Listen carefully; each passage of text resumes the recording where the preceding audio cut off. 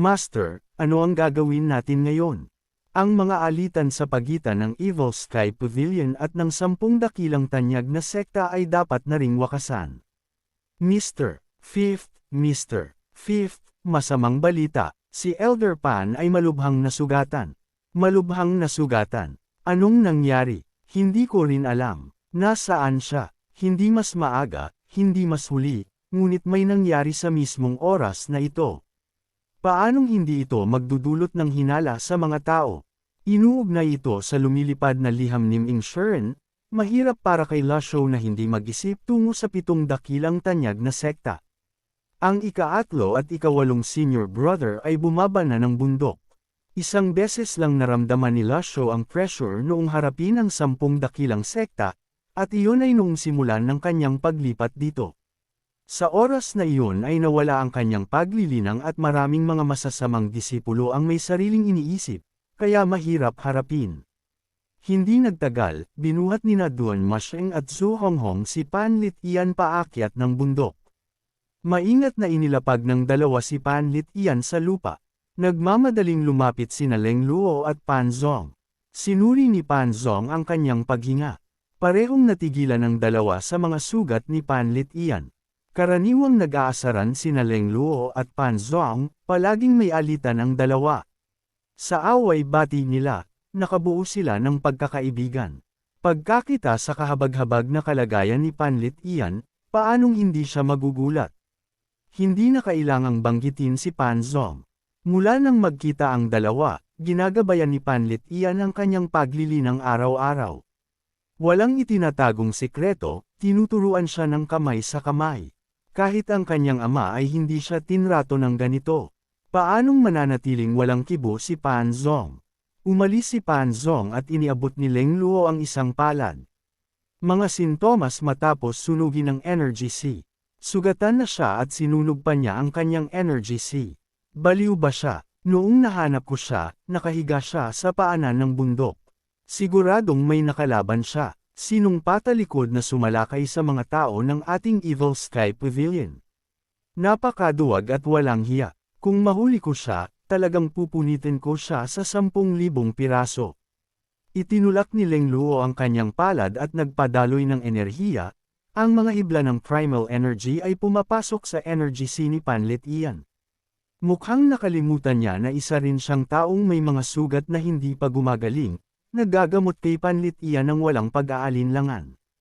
Sa pagkakita sa eksenang ito, mahirap paniwalaan na ang taong ito ay si Leng Luo, ang numero 1 tao sa blacklist. 300 taon na ang nakakaraan. Si Leng Luo ay pumatay lang ng mga tao, kailan pa siya nagligtas. Matapos ang isang sandali, itinaas ni Leng Luo ang kanyang palad at huminga ng malalim. Ang Energy C ay mahigit kalahati ng nasunog. Hindi maganda ang sitwasyon. Natatakot ako na ang Pavilion Master lang ang makakagamot nito. Tumingin ang lahat kay Lasho. Sinukat ni Lasho ang mga galos sa katawan ni Panlit Ian habang iniisip kung ang pang-apat na Heavenly Book Divine Power ay kayang gamutin ng sunog na Energy C sa kasalukuyang kalagayan ni Panlit Ian. Bukod sa pagsubok sa panggamot ng Heavenly Book Divine Power, ang ibang mga paraan ay parang walang silbi. Kahit ang Critical Heal card ay nagpapabawas lang ng sakit. Mahirap gamutin ang sugat sa Energy C. Kung ang Energy C ay nasira, hindi na siya magiging isang tagapaglilinang. Bukod dito, hindi ito ang unang pagkakataon na sinira ni Panlit Ian ang kanyang Energy C. Ito ang pangalawang pagkakataon. Mga lumang sugat na hindi gumaling, nadagdagan pa ng mga bago. Ang hirap ay maiisip na. Sina Leng Luo, Pan Zong, pati na rin sina Duan Masheng at Zhu Honghong ay mabilis na umurong, nagbibigay ng espasyo. Lumapit si Lasho sa tabi ni Panlit Ian. Itinaas ang kanyang kanang kamay, at habang nakalaylay ang kanyang mahabang manggas, isang mapusyaw na asol na lotus ang lumitaw sa kanyang palad. Lahat ay nagpigil ng hininga. Naramdaman nilang lahat ang makapangyarihang sigla na dala ng asol na lotus sa palad ni Lasho. Gayon din ang nakakatakot na paglilinang na nakapaloob sa asol na lotus. Noong ginagamot si Yongning, may harang na mga pinto at bintana, kaya hindi nila nakita ang eksena. Ito ang unang pagkakataon na nasaksihan nila ito ng sarili nilang mga mata. Ang asul na lotus ay patuloy na umiikot na parang alon. Nang sapat na ang asul na lotus, ibinaligtad ni Lasho ang kanyang palad at bumagsak ang asul na lotus, damapo sa dibdib ni Panlit Ian. Ang asul na lotus ay umiikot sa katawan ni Panlit Ian, na nagpapakilos ng parang turbine na asul na mga ripple. Ang makapangyarihang sigla at kakayahan sa pagpapagaling ay naggamot sa energy ni Panlit Ian at sa kanyang mga dating sugat. Tumagal ito ng buong 15 minuto bago naglaho ang asul na lotus. Napakalakas na enerhiya ng sigla, hindi ba ito muling pagkabuhay ng bangkay? Matandang Pan, kung patay ka na, kumurap ka lang.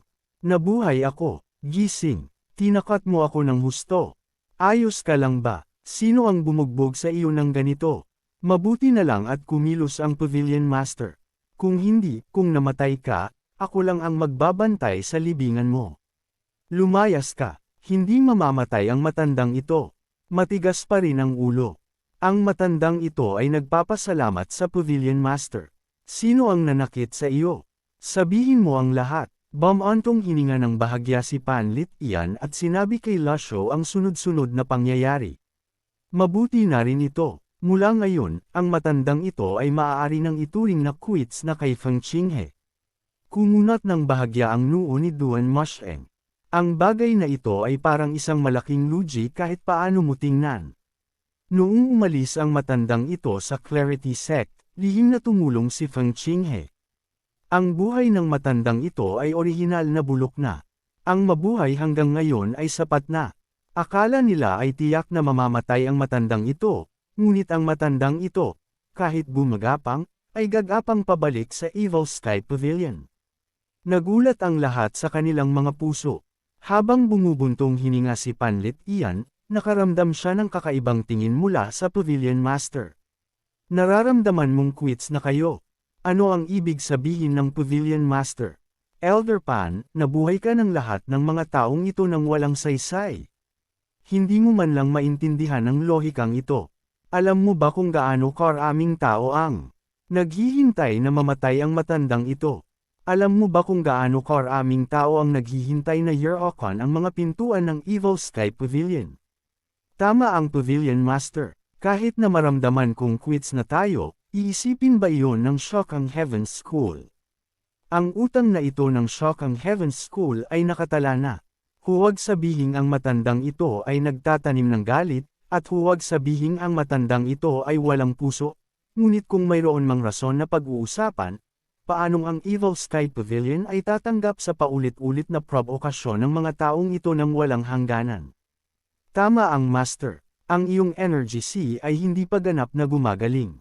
Alagaan mo ang iyong kalusugan at paghinga. Tulungan siyang bumaba. Ibinalik ni Pan Zong si Panlit Ian. Anong problema ni Elder Pan? Kahangalan ang nagdulot ng internal na sugat. Huwag nang pansinin. Natisod si Panlit Ian at muntik ng mahulog. Lakad ng mabilis. Tumingin ka sa iyo. Kaya mo bang maglakad ng mabilis?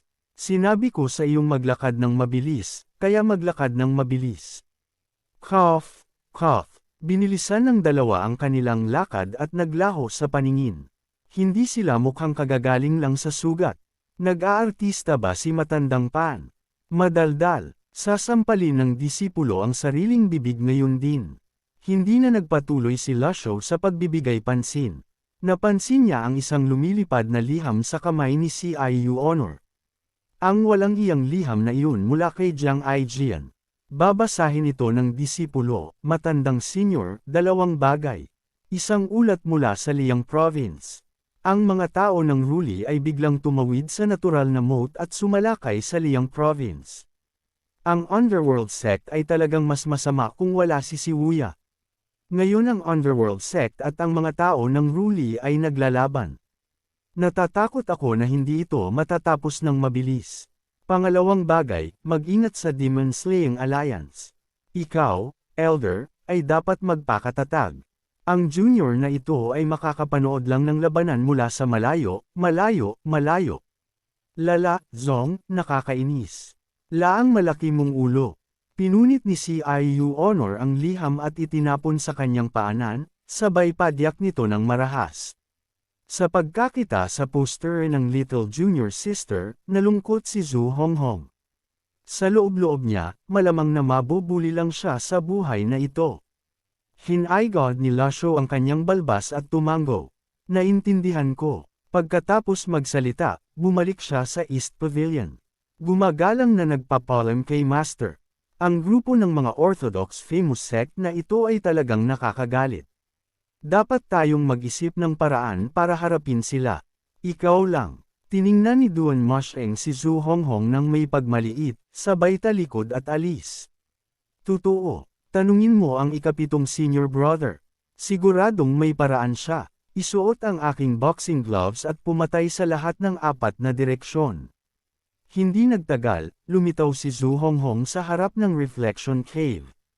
Hindi siya agad pumasok kundi sumilip muna para tingnan ang sitwasyon sa loob. Lumabas ka. Ikapitong senior brother, bakit ka pa nag-aaral? Sinabi ko sa iyong lumabas ka. Hindi mo ba maintindihan? Hindi pa nga ako pumapasok, saan nanggaling ang lumabas ka? Hindi, may negosyo ako. Ikapitong senior brother, ang Orthodox Path ay nag-organisa na ngayon ng isang demon-slaying alliance. Gaya noong huli, kinukubkob ang Golden Court Mountain. Mag-isip ka agad ng paraan. Demon-slaying alliance. Kaninong balita? Yung kung sino mang Jiang Little Chief. Jiang Aijian. Medyo maaasahan si Jiang Aijian. Oo. Iyon ngang Jiang Little Chief na iyon. Ang 10 dakilang tanyag na sekta ay 7 na lang ang natira. Matapos mabaigo ng 2 beses, tiyak na gagawa sila ng matinding paghahanda sa oras na ito. Kumusta ang kalagayan ni Master? Karaniwan lang. Sa tingin ko, ay parang hindi siya gumagawa ng tama sa buong araw, nagtatago sa kanyang kwarto na gumagawa ng kung ano-ano. Ganyan mo ay describe si Master. Mabilis na tinakpan ni Zhu Honghong ang kanyang bibig. Paano ang paglilinang ng 3 matatandang iyon? Huwag mo nang banggitin. Ang taong si Panlit iyan ay nalinlang sa kalagitnaan at binugbog ng isang grupo. Kung hindi kumilos si Master, malamang patay na siya. At si Elder Hua ay magaling sa turtle defense, walang malakas na lakas sa labanan. Si Elder Leng ay may kahangahangang movement techniques, madulas na parang hito. Sa harapang labanan, pareho silang hindi kasing husay ni Panlit iyan. Iyon ang katotohanan. Sa huli, si Panlit iyan ay mayroon pa ring heaven grade na sandata, ang wine gourd sa kanyang kamay. Isa siyang Taoist expert na karapat-dapat sa pangalan. Sa ganitong kaso, ang Evil Sky Pavilion ay nasa panganib. Ang Hua Yuaxing na iyon ay ayos lang. Mabilis nang nagiging isang 3-leaf divine archer. Kung ito ay noong una, ang sinumang mababa sa 5 lives ay maituturing na malaking tulong, ngunit iba na sa pagkakataong ito. Matapos kumalat ang teorya ng Severing the Golden Lotus, dagdag pa ang limitasyon sa buhay ni Master, ang 7 dakilang sekta ay malamang na makikipaglaban ng desperado. Anong gagawin natin? Ipaalam kay eldest senior brother. Sa ganitong sitwasyon, malulutas lang ito kung lilito si Yu Zhenghai kasama ang 4 Great Protectors. Anong coincidence? Ang mga tao ng Ruli ay naglunsad ng sorpresang pag-atake sa Liang Province at nagsimulang makipaglaban kay eldest senior brother. Coincidence nga ba talaga? May balita ba kay second senior brother?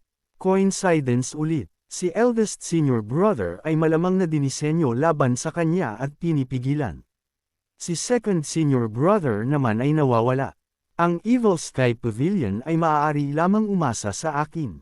Sa pagsasalita mo ng ganyan, hindi ka ba natatakot na mabugbog ni Master? Old 8, sa loob ng 2 araw na ito, kahit anong mangyari, dapat mong pakiusapan si Master na i-unlock ang aking paglilinang. Kahit anong mangyari, tandaan mo ito, ay oo nga pala, ang ikapitong senior brother ay isa ring 6-leaf. Itinaas ni Zhu Honghong ang kanyang kamao at hinampas ng marahas ang kanyang hita. Pucha, nakalimutan niya na suot niya pala ang boxing gloves.